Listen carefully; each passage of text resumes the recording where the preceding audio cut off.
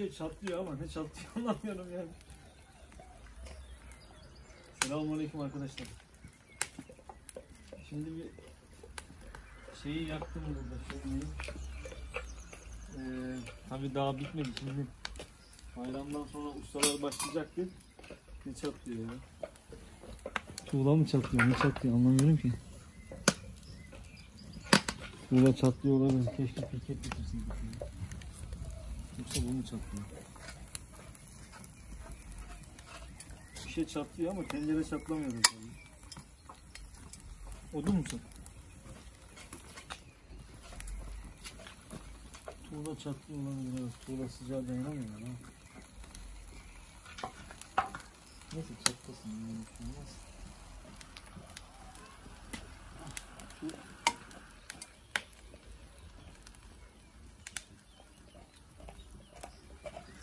Şimdi şöminede ilk kemiği kaynatıyoruz arkadaşlar. Tabii şu an daha yeni yaktım. Bakın suyu doldurdum. Kemikler burada. Tamam mı böyle? Şimdi bu ilikler minikler tabii bunlar biraz yukarıda kaldı ama olsun o sıcakla. Onların hepsi kaynayacak arkadaşlar.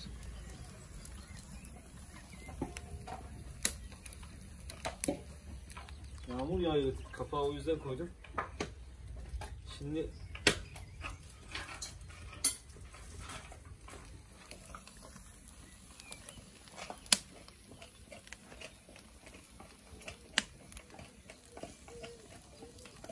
tuğlalar kırılmasa iyiydi ya. Kırılırsa tencere çeker bunun içine.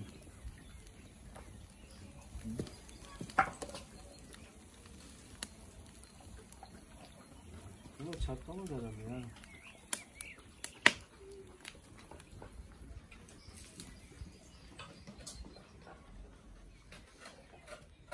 Onun sesinin haricinde böyle bir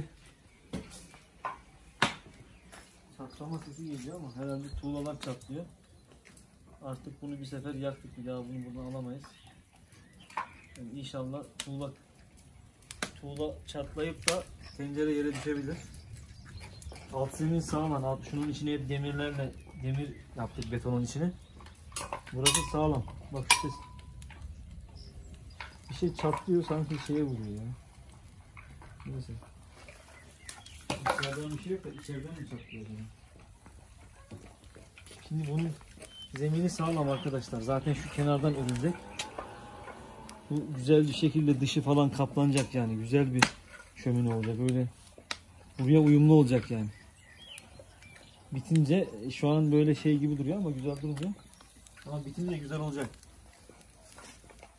Ama şimdi kemik almıştım bugün. Evde kemik kaynayınca çok koku oluyor arkadaşlar. Ben bugüne kadar soğuk havalarda evde kaynattım zaten. Ama şimdi yaz geldi. Dedik artık dışarıda kaynatmaya başlayalım. Evet, tamam.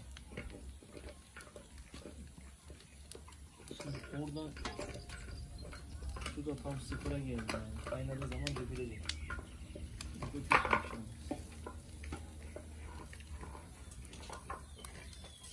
Şöyle ufak hani şey vardı ya. Buranın şeyi var ya. Kepçesi. Buranın kepçesi de artık burada duracak yani. Şuraya bir kepçelik mepçelik. Bir de şey. Şunu da alayım. Bu da artık burada dursun. Bu da artık buranın yani. Bunu koyadım. Bunu da Mutlu kardeşim getirmişti bana. Sağırdogo ve saz arkadaşları bana hediye getirmişti bu şömine. Şömine şey yani böyle odun çek sağa sola hesabı. Mutlu'ya teşekkür ediyorum. Sağırdogo ve saz arkadaşlarına. Bize bunu hediye ettiği için. Şimdi bu burada dursun. Yani video esnasında burada ateşin çöktüğünü de görebilirsiniz. Birazdan değişik şeyler oluyor. Alttan çek onu yani.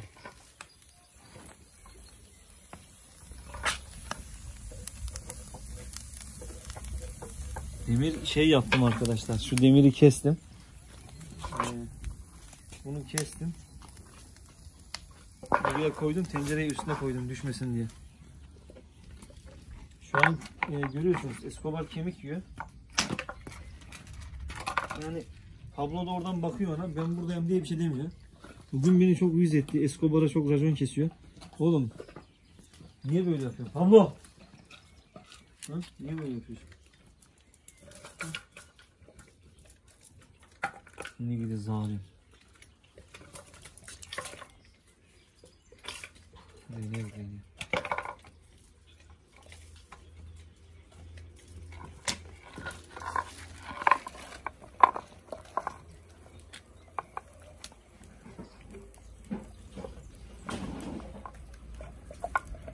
Paris de hırsızlık peşinde. Bugün çaldı bir iki kere.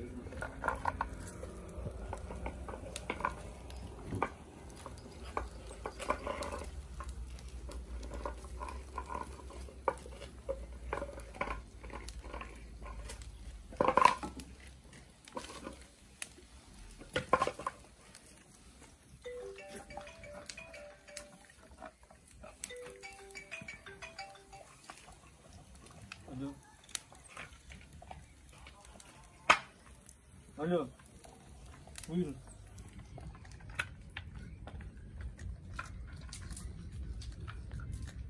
İyi. Nasıl?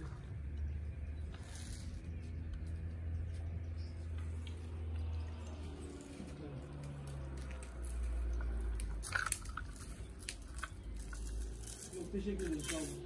Düşünmüyorum. Sağ olun.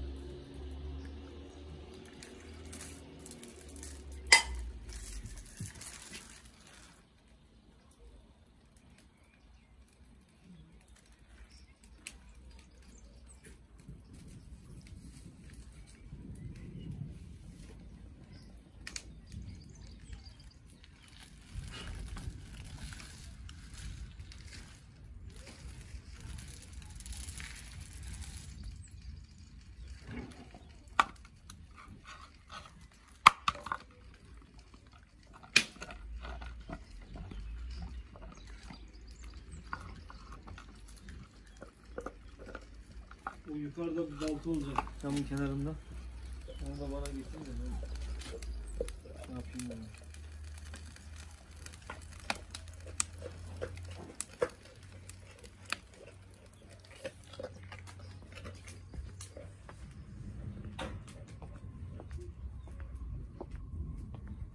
Pars nerede ya? Pars nerede?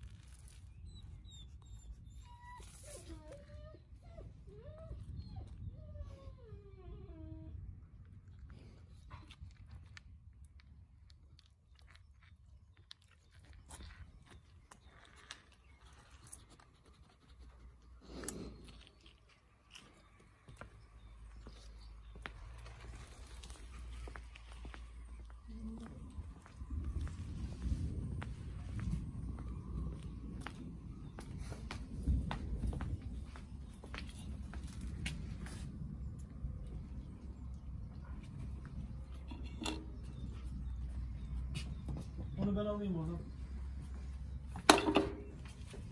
Pars! Pars nerede?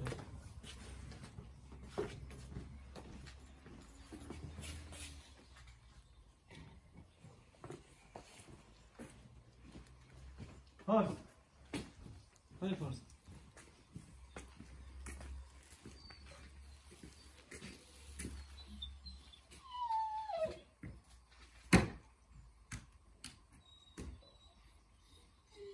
Pars!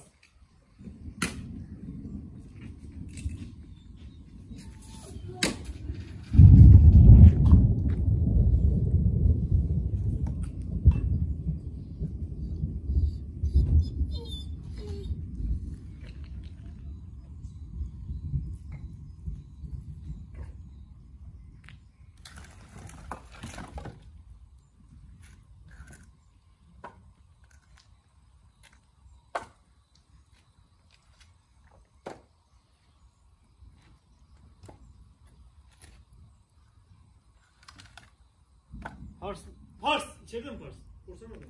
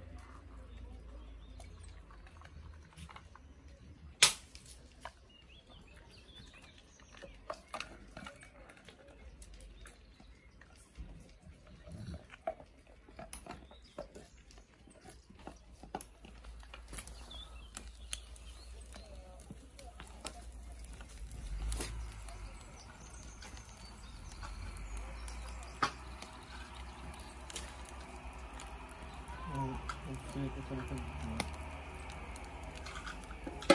Bundan biraz soğumak lazım.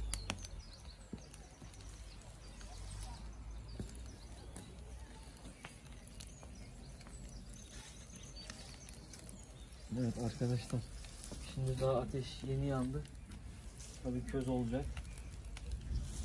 Ondan sonra daha güzel yanacak. Şu an odunlarda da yaş, biraz kuru tahta attım ona ki odunlar daha güzel yansın. Yağmur yağıyordu.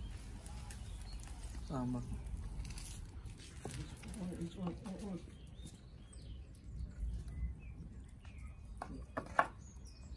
Çeviri kadar çevirmeyi çaldı gidiyor işte. Escobar'ın işemesine fırsat mıydı şeyler. Paris. Gel. Tam hırsız yani.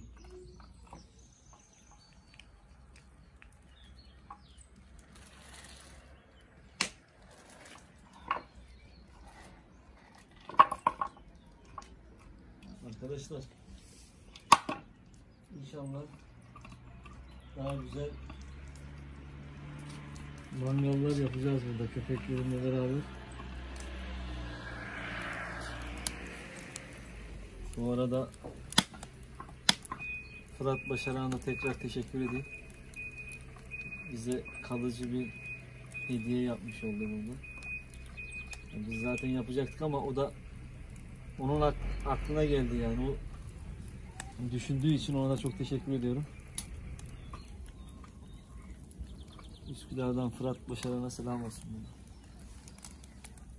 Tabii daha henüz bitmedi. Bittiği zaman